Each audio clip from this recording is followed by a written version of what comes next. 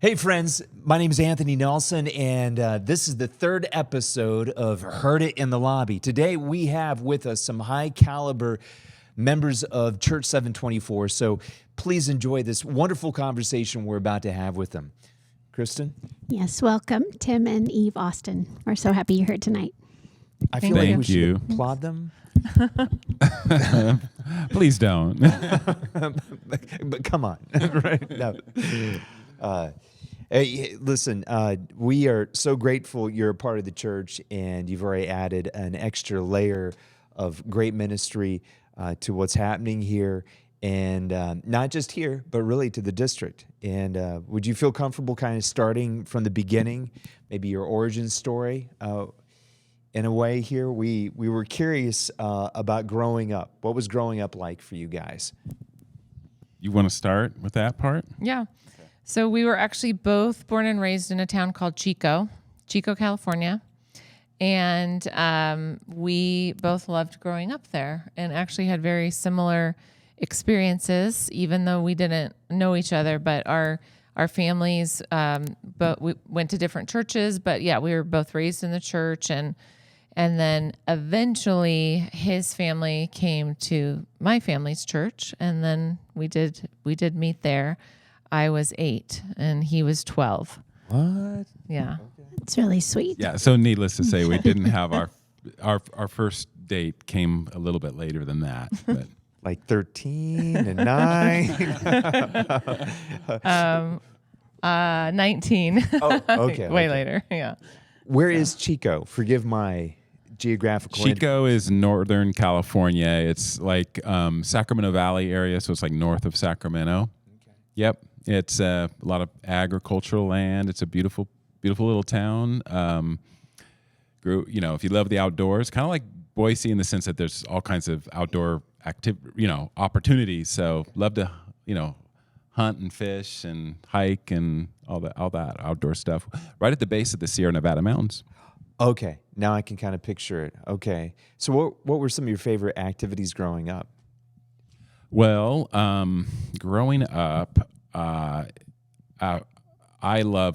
we lived right by a park. It was kind of unincorporated, just a little bit outside the city, and we lived right by this big park with a creek and baseball fields. And I later got into Little League and baseball and all that. But what I really loved and did, you could find me walking my dog and with a fishing pole in hand on the creek, up and down the creek fishing. And so you were a Huckleberry Finn, man. I was kind of like, I think I was. I was kind of a loner, kind of loved my alone time on the creek with my dog, and I was just content and happy growing up doing that.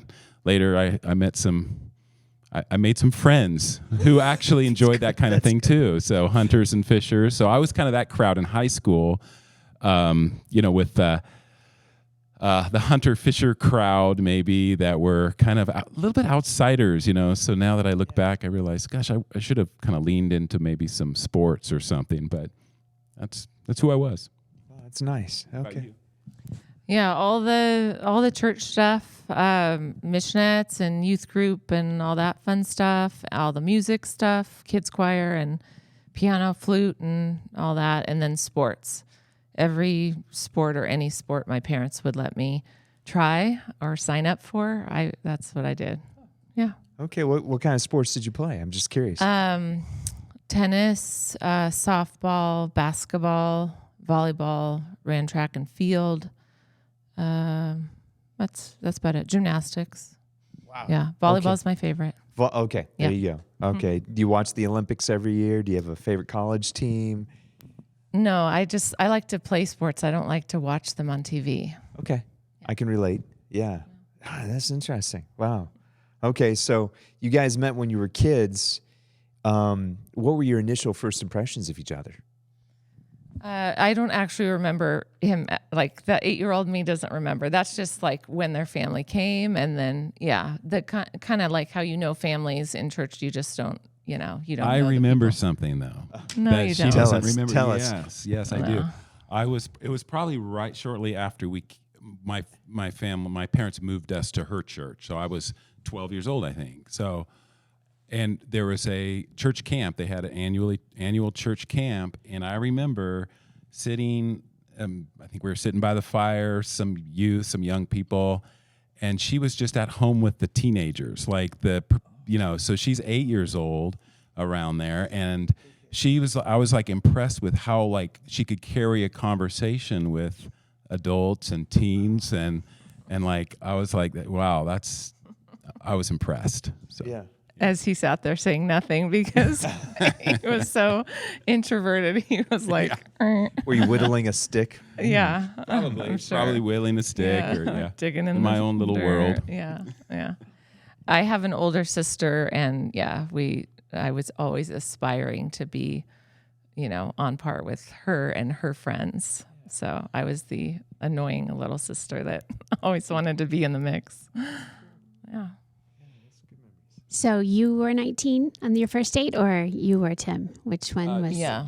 I So would then- have been 23, right? Right. Then Yeah. we went off to Bible college, to Bethany Bible College, both in 1988. So it's Okay. right when I graduated high school. And then Tim had done junior college and conservation corps and other things. And so, and he had also, meanwhile, basically through all of his teen years, walked away from the Lord and the church. And so he hadn't been around. And so, he came back to faith. He came back to church. He did something called Master's Commission. It's a discipleship course. So You had that in Phoenix, didn't you? Yeah, Master's Commission. Yeah, that was the origin of yeah. That's amazing that you were. So Master's Commission. Did you participate in Master's Commission in Phoenix, or was it in? Our church had a small Master's Commission in Chico. So I was in. So I'd gone off to the Conservation Corps when I was 20. What is the Conservation Corps? California Conservation Corps is just well, it's kind of interesting. What it was then was, there was a mix of young people who had an interest in wildlife management or Forest Service or anything like that. It was a great kind of foot in the door for stuff like that, and that was my leaning. But I discovered that it was a place also where you'd had boot camp in a place called San Luis Obispo, but then they would send you off to where you were going to be based. And I was in Eureka, California, in the Redwoods, beautiful place. But I discovered that a lot of the people that went in there, it was like their last effort to correct some behavior. So my roommate one of them had He'd done been a some drug time. dealer, and had done some time, and but if I could go into my salvation story, since we're talking about let's that, do that's that. where I got saved. So I was, as Eve said, I drifted off. So I was 20 at the time when I was there, and my roommate in the Corps, there was just something different about him. I couldn't put my finger on it. I'd been away too long from believers, in terms of like fellowship with other believers. But it turned out he was a believer, but he was backslidden, but he had his Bible. He never went anywhere without his Bible. And so the Lord began to just kind of stir in my heart a hunger for him, and I didn't even know where that was coming from and what I needed to do, but I knew the Bible was a good place to start. I'd grown up in Sunday school and church and all that, and so I had a foundation. But so I asked him one day, I said, "Doug, could I borrow your Bible?" And he said, "Yeah, I never use it." He just, for comfort, I guess, he put it on his nightstand, So I picked up his Bible and started reading from front to back, and I just read through the whole thing over a period of, I don't know how long, maybe a month. And So you read the whole Bible in a month. I read the whole Bible, and then in that span of time, during that time, I was driving through the Redwoods in my car all by myself. I think I was on a trip coming from home. I went back home to visit my parents and my family, and then I was going back to my dorm. And I was in the Redwoods. It was and just the Spirit of God just flooded His presence just flooded the vehicle I was driving. It was just it was so tangible and so real. I had to pull off to the side of the road and just break down and weep, and just repent and give my heart to Him. Yeah. So I knew at that time that I wouldn't be good for me to stay there. As much as I love the outdoors and the potential of doing something like that, it was no longer a priority for me. So I went back to Chico, to our home church. Just so happened they were starting that month. They were starting a new master's commission, and I plugged right in and got that year of discipleship was key for me. Before we all went off to Bible college, there were like 7 of us from our youth group who went off to the same Bible college, her being one of them. So, okay, so forgive my additional curiosity here, but in the car, there's obviously a breaking. The Holy Spirit's doing like this work on the inside of you.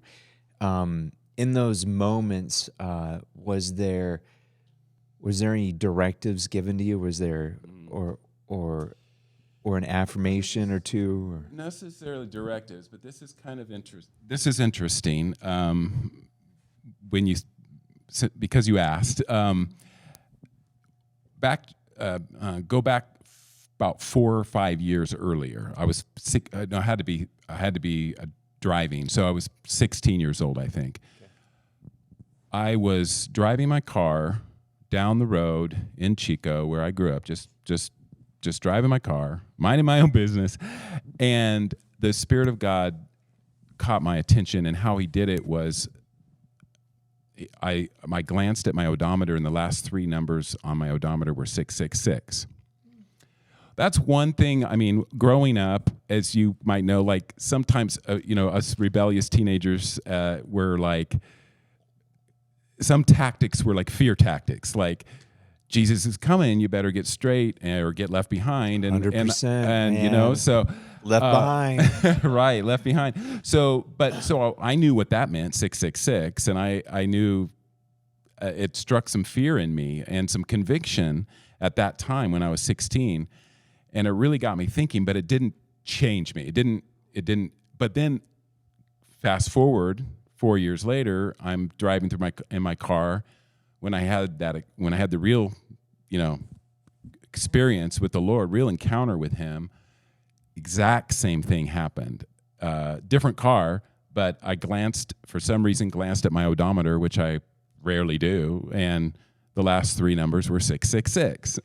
So, that it was just crazy, and I knew at that, I guess there was no denying that the Lord was pursuing me all those years, Yeah, sure. Yeah. Yeah. That's wild. Yeah. Yeah. So when you felt the Holy Spirit moving on you, did He preemptively start doing that? I don't mean to get hung up on this, and then you look down at the odometer because or did you see the number and then you're like, whoa, something's here? I don't know what happened first, but I think it was just Him directing my eyes to the odometer, and then me connecting that with Him and knowing that it was Him all along, Right. Yeah. And you pull off the road, have just a moment or some moments with the Lord, and just confessing and getting a new start in life. I mean, it was just a new beginning for me. So now, something that seems to have gone missing in the church are moments like that, where growing up, I can think about moments when I was at the altar and I would cry, I would weep, I would confess. It was a wet, slobbery mess. I'm not ashamed.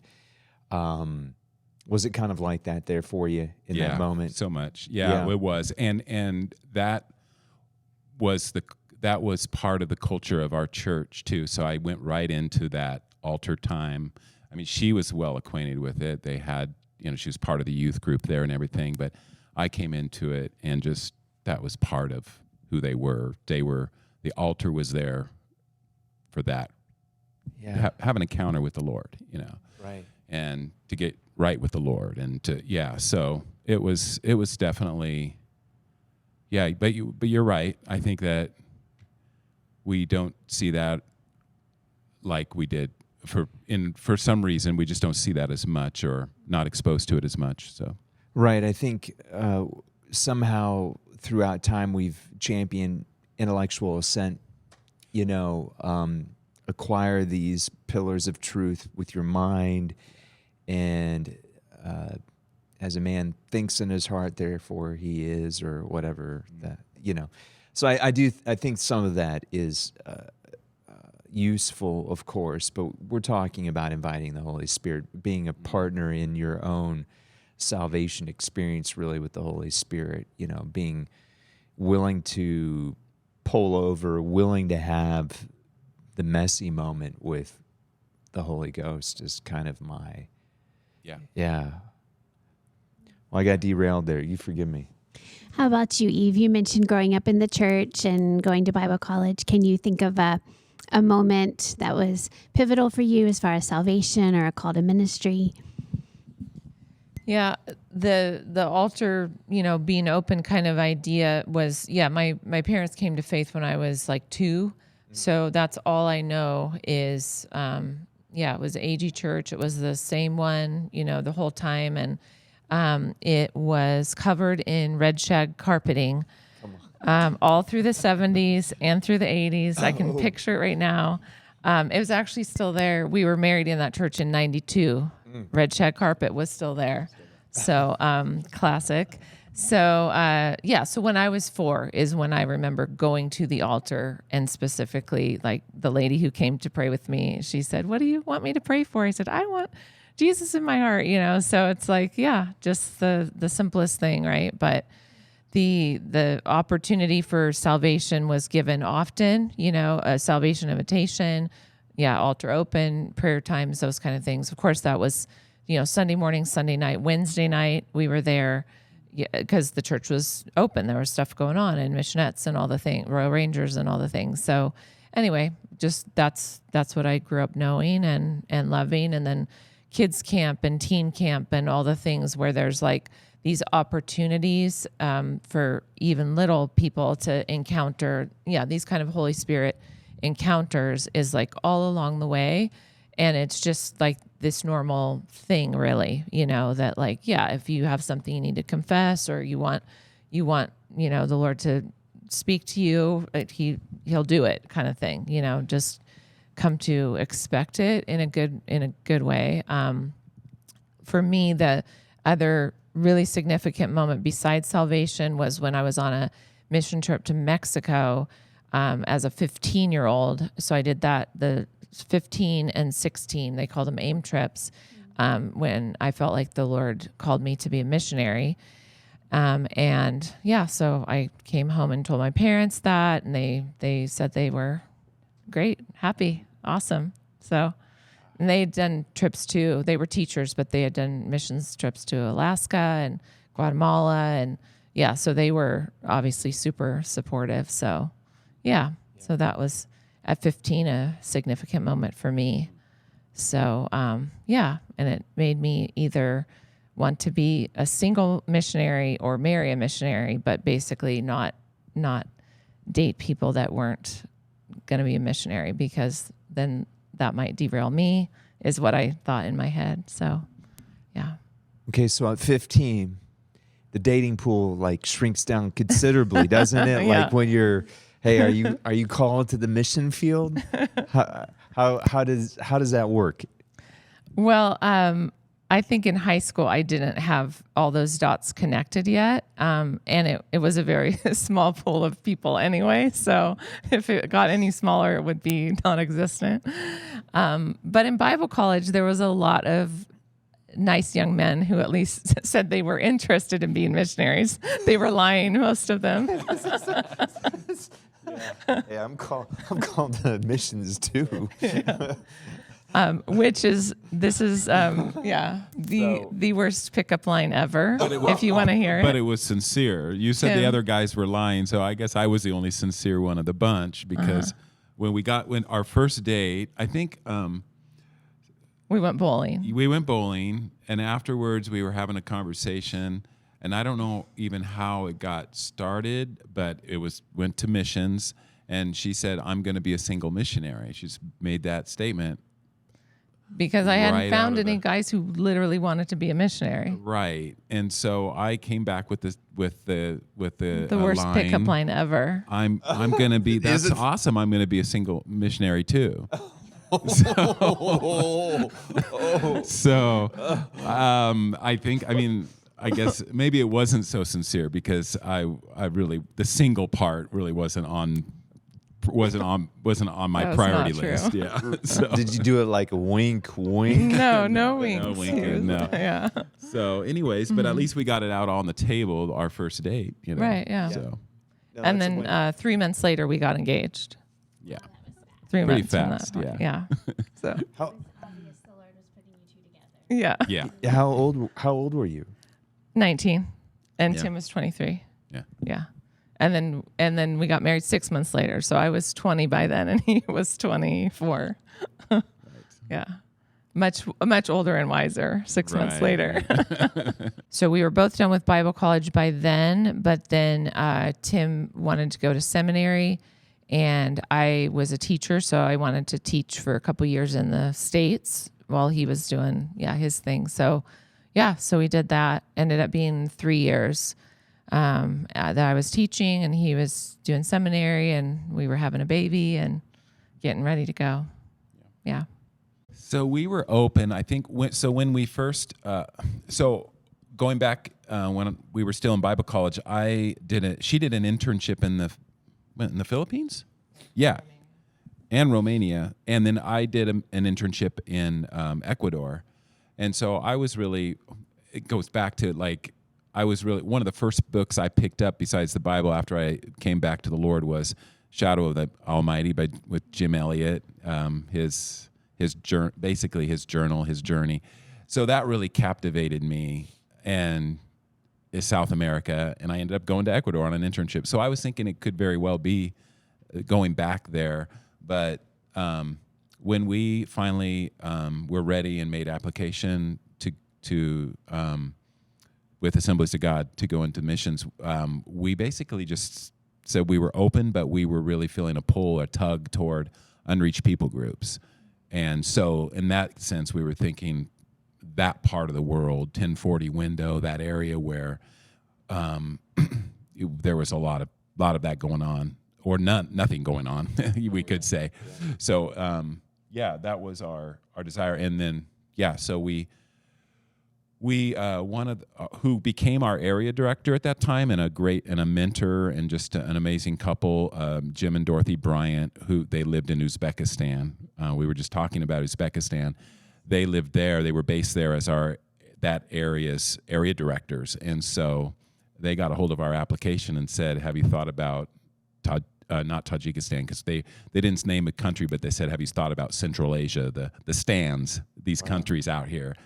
And we said, no. Where are those countries? We had an old shower curtain map Nice. in our house. Okay. And it was all Russia. Like the lines hadn't been drawn yet on them. So we went to our shower curtain map, and I don't see an Uzbekistan or a Tajikistan or a Kazakhstan or anything here. So we had to do a little more research.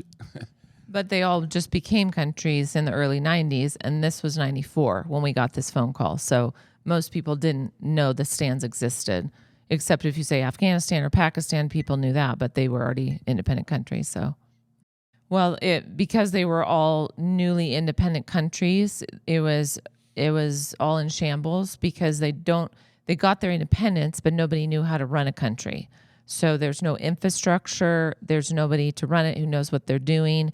And then there's basically civil war broke out in Tajikistan and some of the other countries because it's kind of like tribes, if you will, or these different factions are fighting then for who's going to run the place. And in Tajikistan, that produced a 7-year civil war. And so if independence wasn't devastating enough because of no infrastructure, now the effects of war and just what that does to the economy and what that does with the death toll and different things. So a lot of really, really rough years for those new countries. Tajikistan, we got there in 1996, and the war officially ended in 98, early in 98. So the first year we were there was still civil war, and them trying to figure out what peace would look like and that kind of stuff. So then they just had to start from the ground up, like build a country from scratch, essentially. So you're in Tajikistan during the very beginnings of their governmental organizational efforts, Right. essentially, and that included civil war. Right. And there you are with one child, or Yeah, we had an 18-month-old at an the time. 18-month. How close were you to the conflict, or was the conflict so widespread that you didn't see it as something you could predict? It was just woven into the everyday life of Tajikistan. What was that like? Forgive me. Yeah.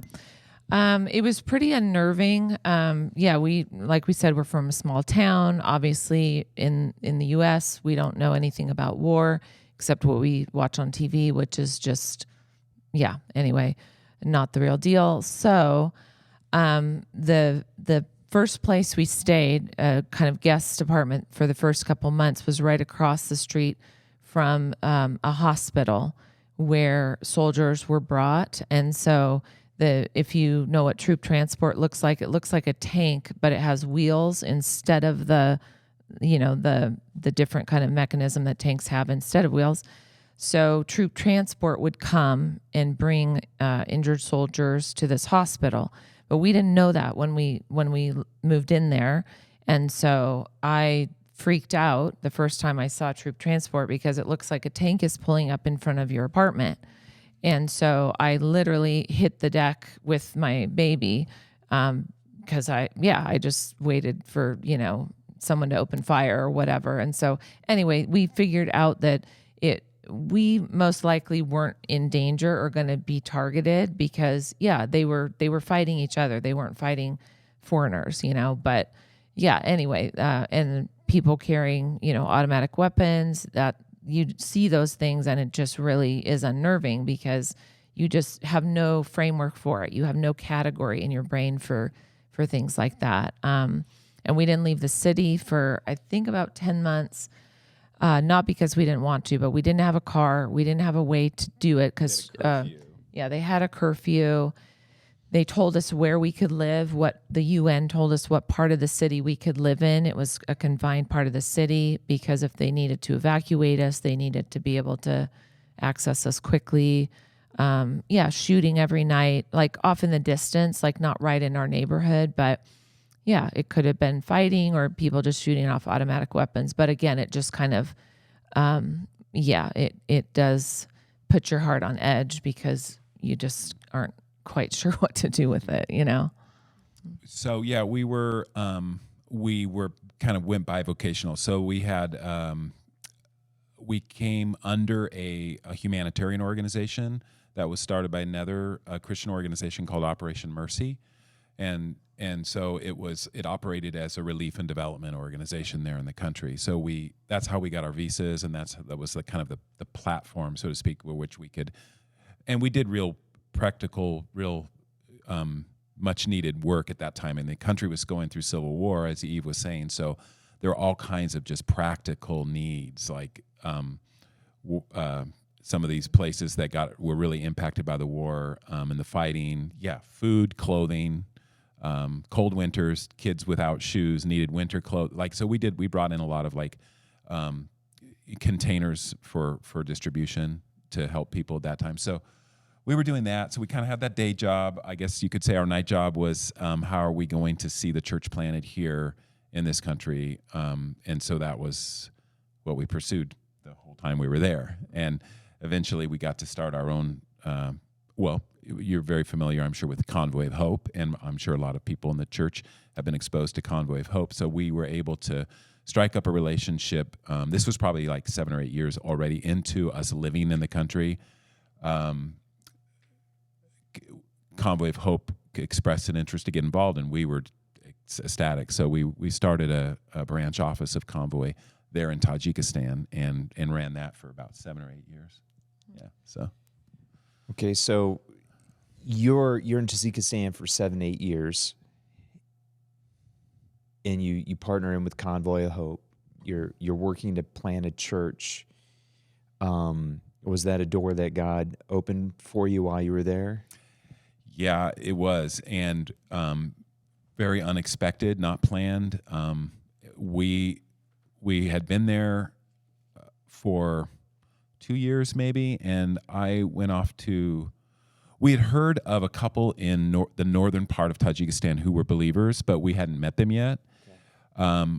I went off to teach in one of our Bible schools in Kyrgyzstan, one of our neighboring countries. AG had a small Bible school there, and we struck up a relationship with this couple who were Tajik, and they had a heart to, after Bible college, to return to their home country and plant a church. Wow. So that was just a God thing that we were able to connect. It was a big step for them. They didn't go back to their own town. They came to us. So after Bible school, they came to the capital city where we lived and worked with us to plant a church there. So yeah. So we didn't have to do it by ourselves. We got to partner with a local from the get-go with a local couple that knew culture way better than we did, and had the language perfectly and all that. So that was a huge answer to prayer because huge. I mean, to have things line up like that. That it could only be the Lord for sure. Working behind the scenes, orchestrating. During those years, were there years or were there times or were there just moments that you questioned your call, questioned whether the hardships were worth it, questioned whether or not you were in the right place? Yeah, the the tricky thing, one of the tricky things about missions is that you get to work with people that you don't choose to work with because the missions organization is saying, here's a couple or a single or a family that we're going to send to you, and you will be their mentors, and you will be they'll be on your team, and here you go. So anyway, we got a lot of quality people sent to us over the years and loved working with a lot of those folks. But sometimes it's challenging just because just personalities being what they are, or people coming to a place like Tajikistan and they're already not in a healthy place, and then they're thrown into a very challenging environment like that, and a lot of things come to the surface just because it's stressful, and it's just, that's what happens, right? And so some people, work through it and, receive support from leadership and from the team and that kind of stuff, and stay and thrive, and some people just don't. But that's the backstory to the yes. When we questioned our call, or questioned, are we being effective, or does the Lord want us to stay here longer or do something else? Those were all moments when the people part of it, meaning the work with other missionaries part of it, got really, really tough. There were tough things with Tajiks, with locals, with the culture. We learned a new language. There were tough pieces with all of that, but we expected all of that. A new culture is going to be challenging. A new language is going to be challenging. Working closely with people, this national couple Tim was talking about, planting a church with a couple from a completely different worldview. They're Muslim background believers. Like, they grow up Muslim. We grew up Christian. Now we're all Christians, and we're going to plant a church together. There's going to be some issues there, but we worked through all of that.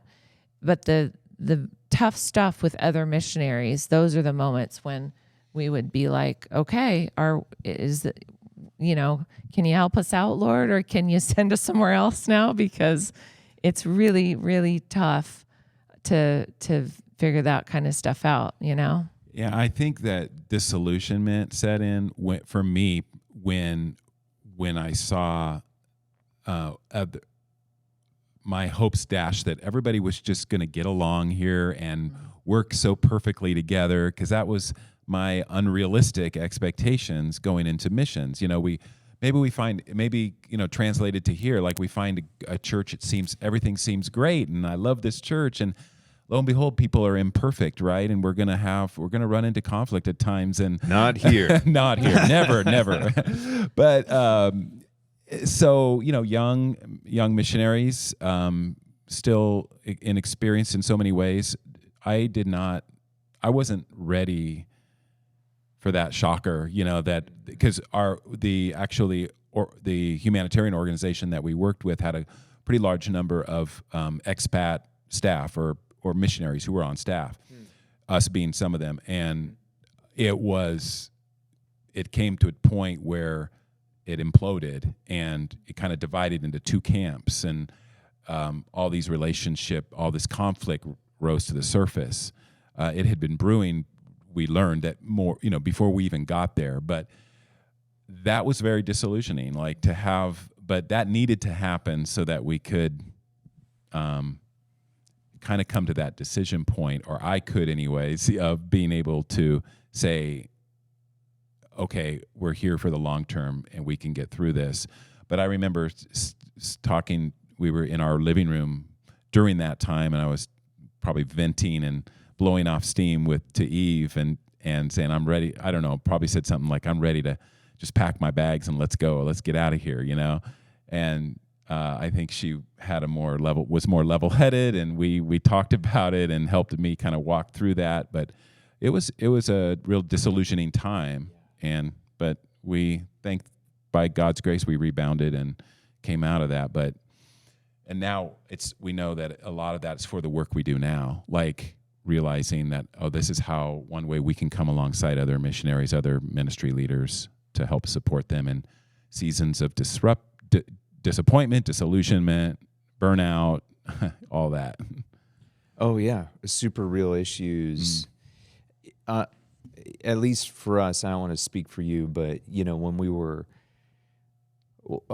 our first spot there in Kotlik, I think it did bring to the surface stuff I didn't really know about myself. I thought, you think, well, I know myself, but then when you're thrown into the fire, then you go, oh, man, if I could take a different approach to life, a different profession, maybe.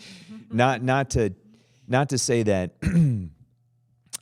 serving in full-time ministry is any better or any harder, but it is a different sort of lifestyle, and so it does draw a different sort of attention. You could do practically very similar things, perhaps for a different end. I could be a teacher, in a foreign country or in a culture that's not my own, or in the bush of Alaska for different ends, but the moment you say I'm doing it for the Lord and I'm here for the salvation of people and I need to serve them in that manner, I do think that draws the attention of the enemy, and I think it also demands more of you, demands a whole lot more of you. So to hear you talk about it, that is provokes my memory a little bit at the same time. But we were there for 16 years, and then we moved to Istanbul, Turkey, and then we were there for another term. So 1996 is when we went, and 2016 is when we came back 20 years later. Yeah. So then we had a daughter when we went, the 18-month-old, and then a son came, and then another daughter came. So yeah, the oldest was already off to college, and then our son graduated high school in Istanbul right before we moved back. So, So these are third culture kids, aren't they? Right. What's the trick? I mean, there might be a missionary out there going to the field. How do you do it? Yeah. There's no tricks or magic pill or formula for it. Yeah. It's just all the things you guys know for parenting. Each kid is an individual. There's skills, of course, and tools in our toolbox that help us be good parents. And then it's basically learn more skills and get more tools in your toolbox each day as the kids are growing and going through these different seasons. And yeah, in another culture, it's all the same stuff really. But yeah, the added, and as you guys know, when you're in places like you were, where you can't just run and grab, a book you need, or we just didn't have a way to like order curriculum when we were homeschooling, or like accessibility to things. And so you bring it in your suitcase or you do without. We didn't have internet in the early days. We didn't have like online school or any of those kinds of things. So it was. Oh no, it was a totally different ball game in the 90s. I'm sure of it. Yeah, because you didn't have internet. No cell phones. Yeah, nothing. And even Tajikistan was behind. So like when people started having cell phones here, we were still we were probably 5 to carrier 5 pigeons? years or so behind. Yeah. So we got flip phones. That was fun. That was exciting. Yeah. So yeah, it's there's definitely added stressors, with the third culture, and then Muslim culture, or whatever your host culture is going to have, challenges and things that get added, and benefits too, So our kids speak other languages. They have wide world views. They have tons of cultural sensitivity. They have, wide array of interests. They don't see it now as any kind of detriment for them. But our oldest, especially, she did see in her teens, it was really lonely for her. All of the teen girls had left. The families who had teen girls, they were gone. And there was one teen left, one teen American boy, and that was her good friend. But it's in that culture, you can't really have like guy-girl friendships. It's like culturally not acceptable. So, I mean, we hosted youth group in our home and stuff like that. That's how they got friend time, But anyway, she was super lonely because she didn't have any friends that were girls. And yeah, so things like that. But kids can be lonely in America too. There's, if they don't have a way to connect with friends, or just haven't had good friend luck or whatever. So yeah.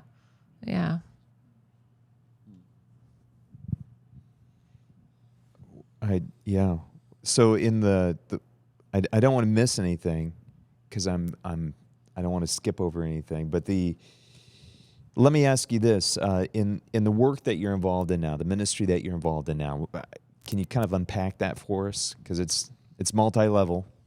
Yeah. So we'll do our best. So when we were.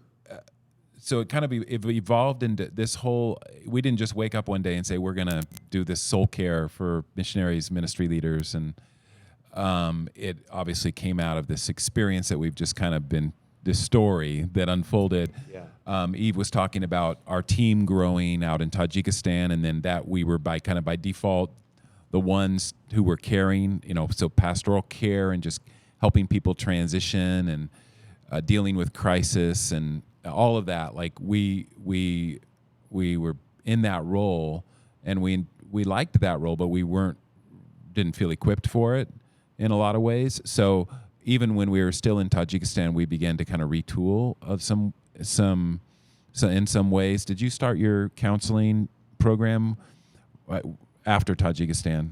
Well, no, because we thought we weren't able to get a visa in 2009. We were coming back. It was a furlough year, but we weren't getting our visa, which meant we might not get back in. So we closed up shop in case we didn't get back in. We came back for our furlough. Go ahead. So you might not get your visa. That was a hang up on the Tajikistan governmental side. Right. Yeah. Without the visa, you can't live there. And so a lot of people by then had gotten kicked out. At that point, we were at the 14-year mark, and there were very few people who had stayed even 6 or 8 years. So either they'd gone back home for just like family reasons or something, or they'd lost their visa and just weren't allowed back in the country.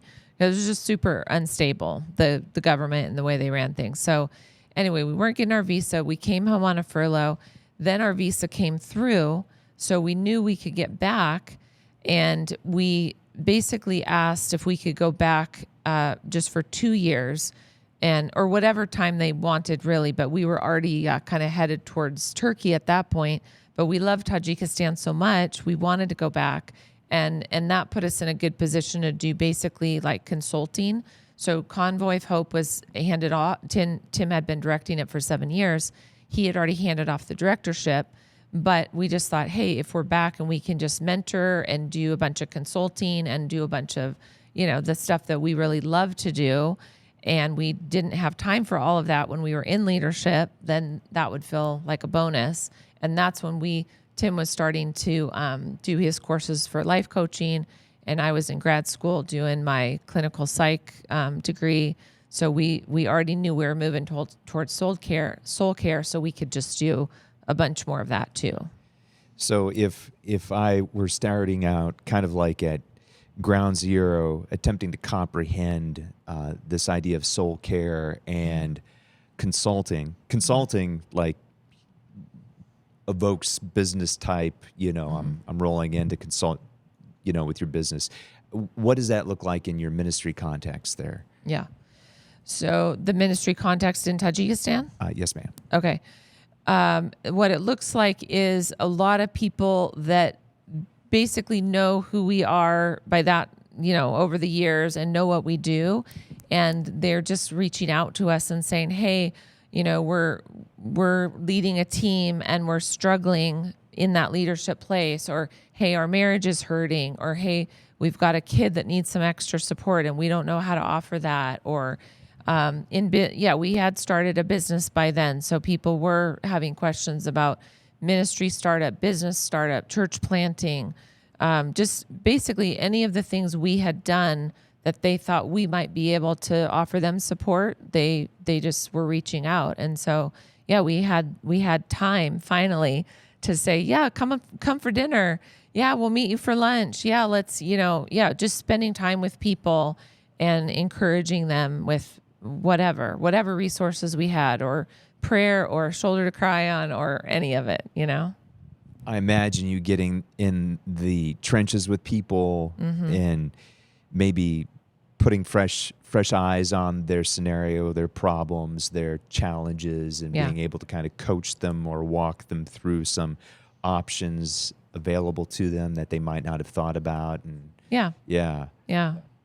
that's more needed than we realize, right, especially in that missionary context. I just think that a lot of it in our experience was as well. A lot of it is just isolation and not being resourced and supported on the field, like we can be here, access wise. And so for us, it's just how can we make ourselves more? And now with Zoom calls and all that, we can make ourselves accessible from here in Idaho, to anybody anywhere in the world practically. So that's huge.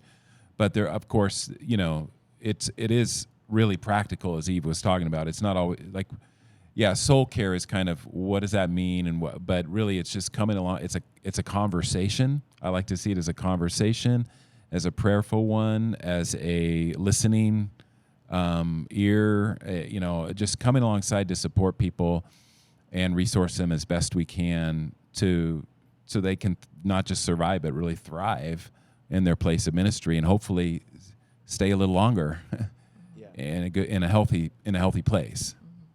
So, the Assemblies of God and other denominations that send missionaries and organizations that send missionaries spend a lot of money. So this is not all about the money, but I'll start with the money. We spend a lot of money getting missionaries to the field. That initial, especially if it's a family with even just a couple kids, that's a lot of resources it takes, and training and everything to get that family there. And they usually commit to a term. The shortest term for an MA is usually 2 years, and the longest term, if you're a career missionary, is 4 years. So if you stay for that term, and don't ever go back, that's still a lot of resources spent for that 2 to 4 year window. And the attrition rate is very, very high after the first term.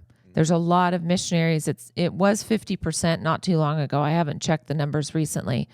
if half of everybody doesn't even go back for a second term, we know the first term is hard. We get it. You guys get it. We get it. It's hard for all the reasons that it is to learn all those new things, right?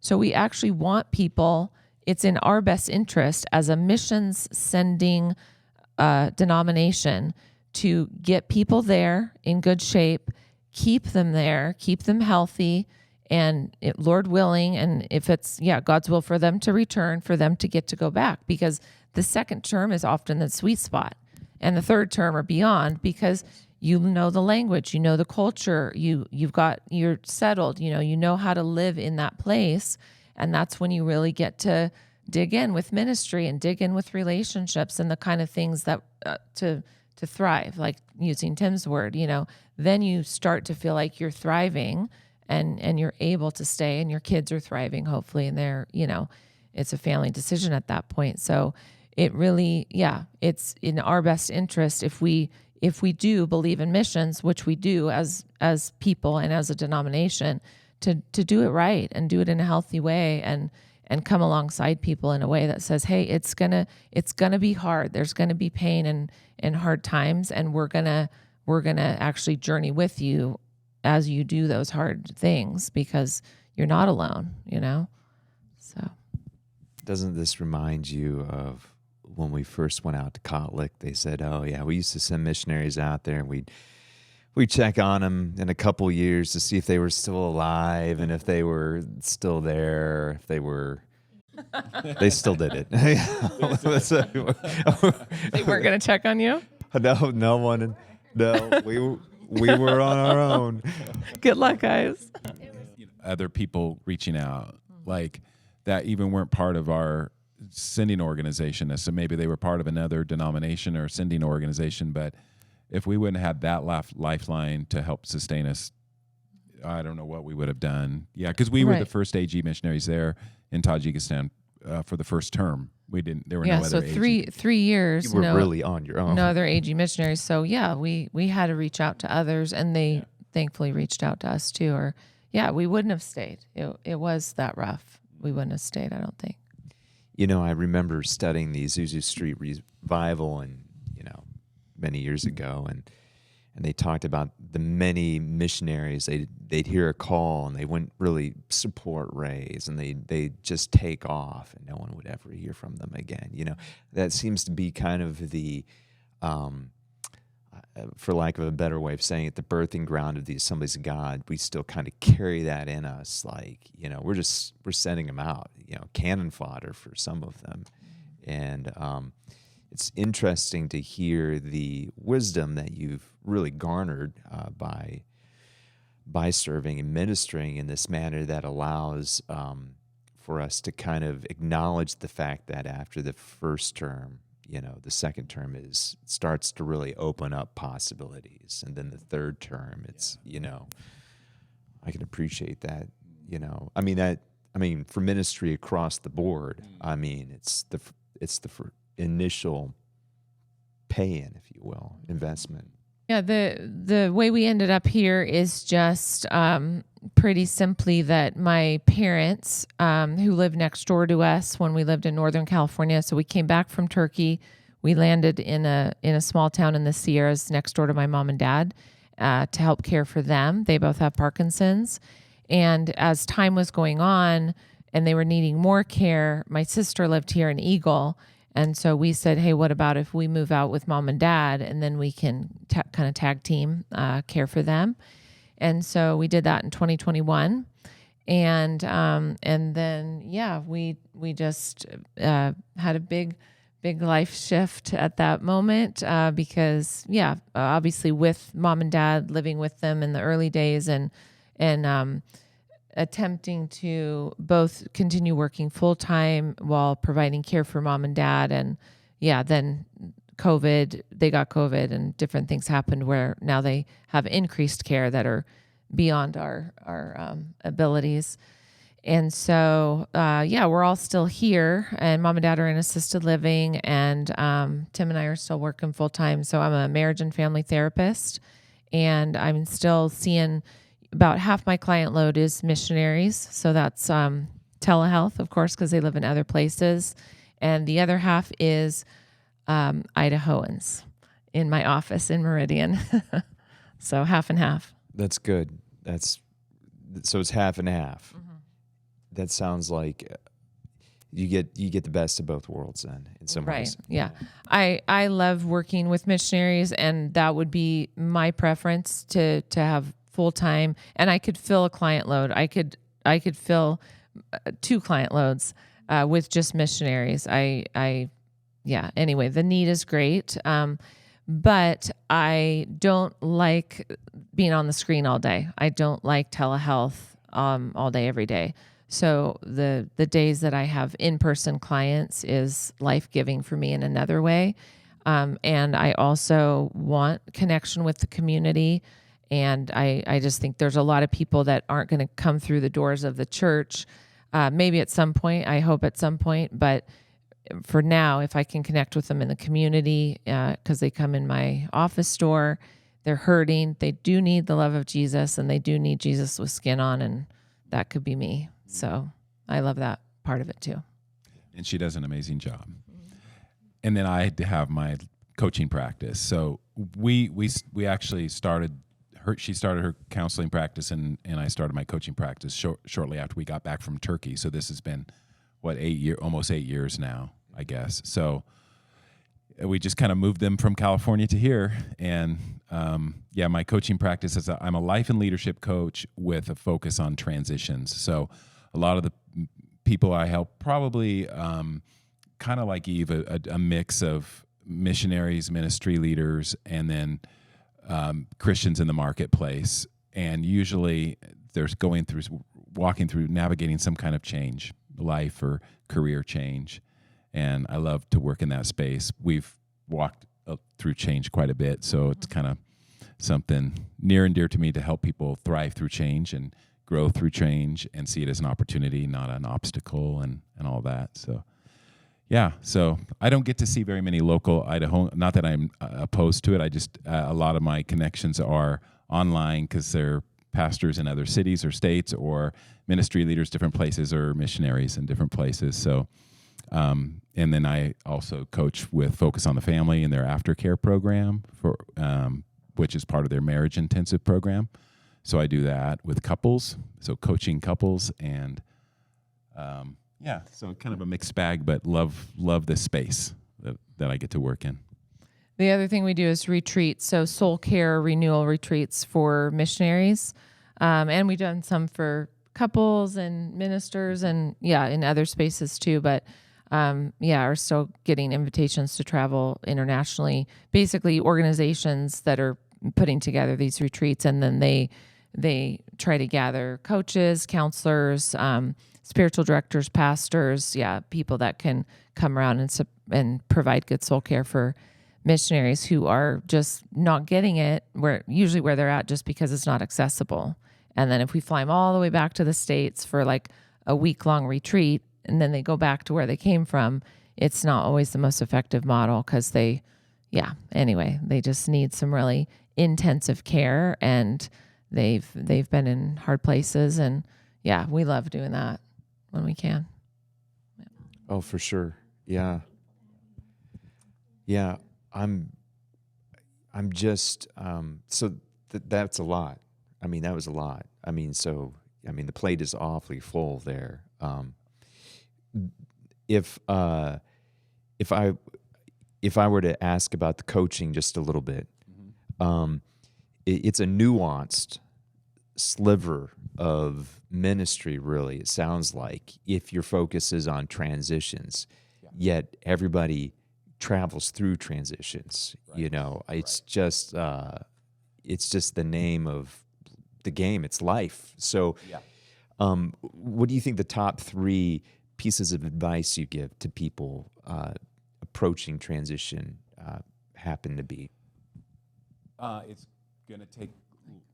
Sorry, it's one thing is it's going to probably take longer than they expect. It's going to take to actually come to get through the transition, navigate the kind of grieve the losses, navigate and say goodbye to the past, walk through that messy middle, and get to the other side in some sort of new beginning. And a lot of times people think that it's going to go quicker than it actually will, even the internal and the emotional piece. So just to slow down, pause, take time to process it, to unpack it, to tell your story, and to get some support around that. Don't one of the things that I did when I was walking through a big transition was I let it kind of simmer underneath, and I didn't really process it enough with others. So that's why I do what I do. And also I think just that there's great growth opportunity. A lot of times we only see the obstacles and the challenges to transition, but not the growth opportunities and the opportunity to create something new in partnership with God. Sure. So that's exciting. So just kind of look at it through a different lens, helping people, asking those kinds of questions that help people see transition through a different lens as opportunity. Yeah. Even if it's forced on you. Even if it's rug pulled out, forced transition. Yeah. Right. Yeah, because it in the end, it's all of its change, right? It's all, whether it's forced or planned intentionally, and even when it's forced, we can be intentional about what's next. Right. So you can kind of maybe not take control of it, but you could certainly sculpt it, manage it. Right. Yeah. Pull out the very best there. Yep. Yeah. Eve, I'd be curious to know, with marriage and family, what's the greatest pressures facing the family today?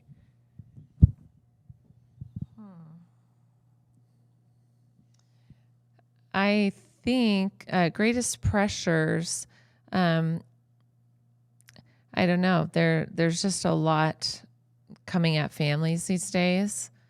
So I don't know. I got a top 10 list, but I know you're asking for the greatest. I'm off the rails. I can't remember what was on the notes. I'm just curious. I'm just curious, because there's a lot happening right now. I mean we can look at the family and it feels like the family's under an exceeding the amount of pressure, and most of it seems to be negative.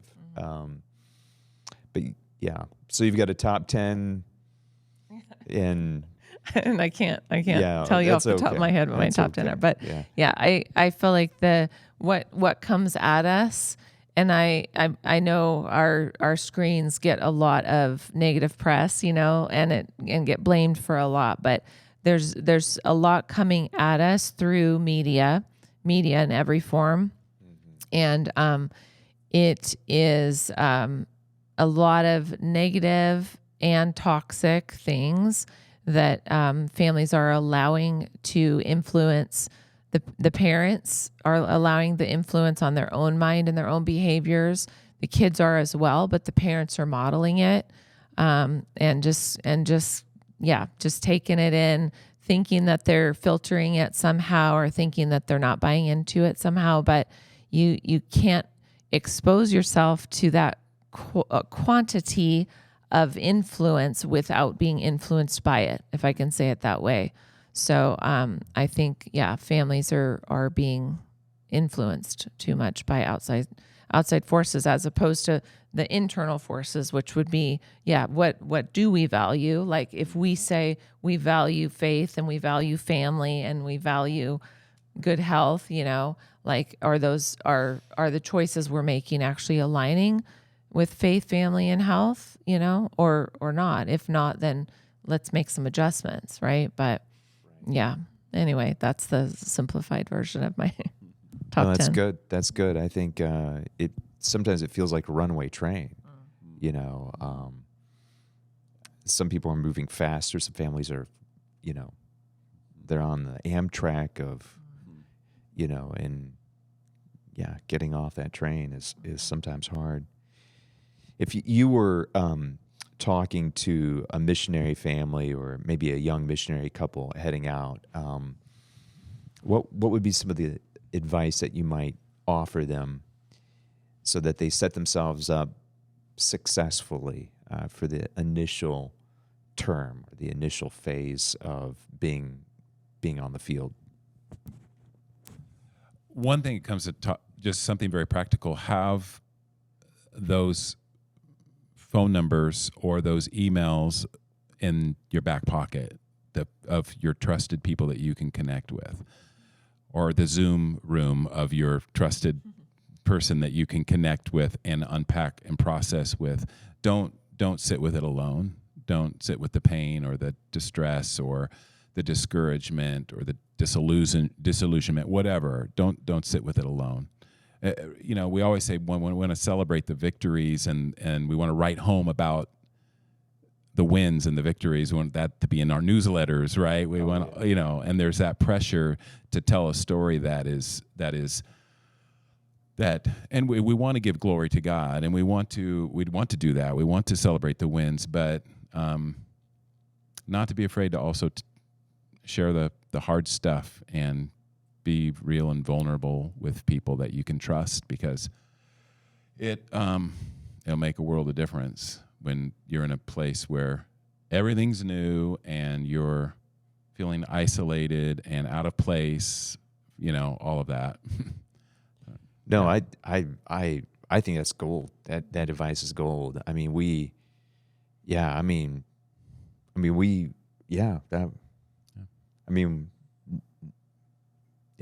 that's good.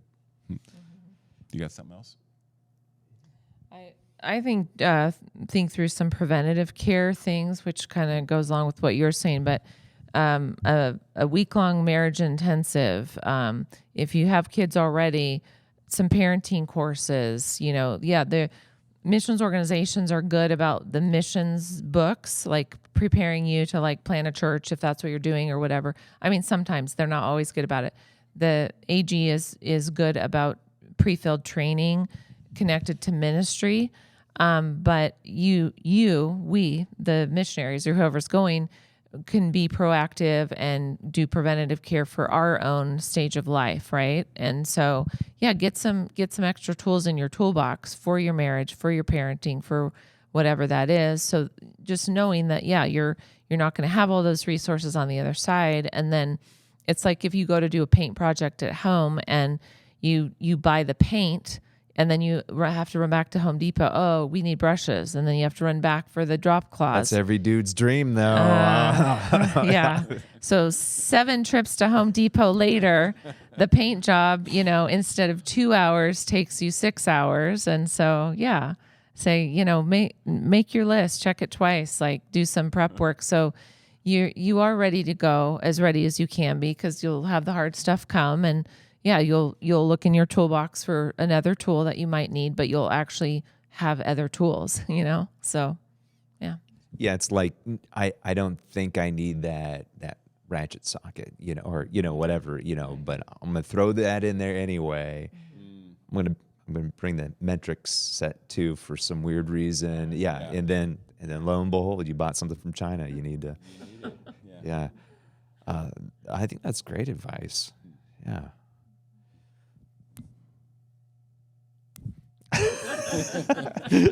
Oh my goodness!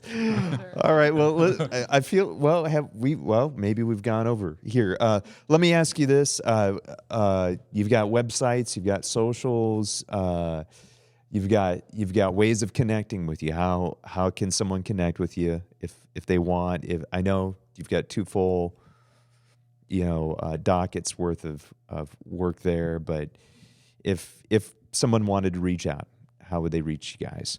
Yeah. I'm not on socials. But you have a website. Yeah. eveaustin.com is my website. That's pretty easy. eveaustin.com. Yeah. And my website is encompasslifecoaching.com. Okay. And you've got a podcast. And I got a podcast. It's called Navigate with Tim Austin. And you can also connect with the podcast through my website. So, okay. Is there anything else that you would like to add to this so brief interview? I'm sure we could talk all night, but into the wee hours of the morning. Probably. We did that once. But no, this has been good. I really appreciate you guys and welcoming us with open arms into this fellowship. And we're just so grateful to be part of this body and part of what God is doing here at Legacy. Legacy, look at me. That's Church okay, man. 724. This is the fourth name this church has had, so no worries, man. No worries at all. We still have things labeled Legacy Life. We still have things labeled Meridian Assembly of God. MAG is all over the place. Well, hey, listen, we're grateful and thankful for you. I know we said that up front, but wow, think the world of you, admire you, thankful for your contribution already, looking forward to the future when God will open more doors of ministry here for you. And you've already affected the Treasure Valley. I know that Pastor Joel and so many others think so much of you and are grateful for your influence. We're part of a great district. We Yeah, love really? it. Yeah. Yeah. We're so grateful. Yeah. Mind-blowing, really. I mean, I didn't know it would be this cool, but here we are. And thank you for joining us in this wonderful conversation. God bless you. Grace for everyone. This is number 3 of Heard It in the Lobby.